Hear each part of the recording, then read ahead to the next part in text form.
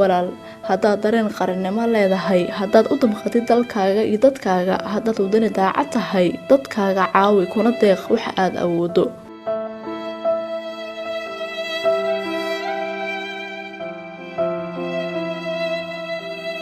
السلام عليكم ورحمة الله وبركاته dadka walaalada muslimiinta meel walba joogtaan waan islaamaya 14 boqolka quraanka cadadiisa inay nagu salaamaya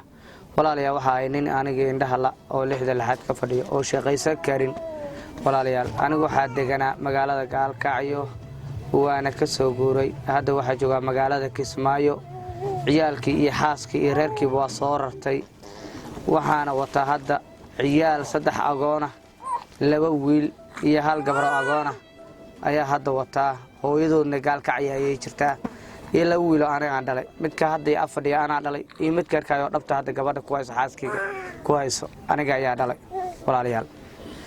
dadkiina marka walaalayaal waxa rabaan ay caawisaan anigu nin waxaysta meehi nin meel degan meehi magarat meeshaana Kismaayadana deegaanku meehi magarat walaalayaal waxa aysan magaalka inuu ka soo guro dagaal iyo qax iyo dagaal ayaa ka soo guray mar walbana ma qaxi karo waxa ku seexano ma haysano waxa golna ma haysano waxa huwana ma haysano waxa cunna ma haysano waxa cabna ma haysano xaaladena waa u jeedaan buushka ku jirna waa u jeedaan marka walaalayaal inay caawisaan baan rabaa qofka walaalka oo muslimka mar walba sadaqada u baahan yahay mar walba la kaalmeeyo uu rabaa soo dhawaay jeedaan maanta indhaha Allah maanta hadda indhaha leeno maanta 6 laxad ka fadhiyo aan ahayn oo maanta indha qabo maanta waa shaqaysan lahaa maanta waxaan ima wadiisteen laakiin xaaladeeda u jeedaan walaalayaal oo maanta nin shaqaysan kareemay ilaahay dartiisa waxaan u codsanaynaa ay caawisaan anana nin doolahay nin masaakiin ah ninka wadaadka waan ii duceynayaa qof walba muraadkiisa Allah inuu saalo oo dambigiisa dambi waaridka Allah inuu cafiyo jannada firdawsa Allah inuu ka waraabiyo ilaahay dartiisa caawiyo hadda wax idu caawin karto igu sadaqaysan karto lambar ayaa wataa lambarkeegana waxa waaye furaha waa 7 waa goolis furaha waa 7 67 53 48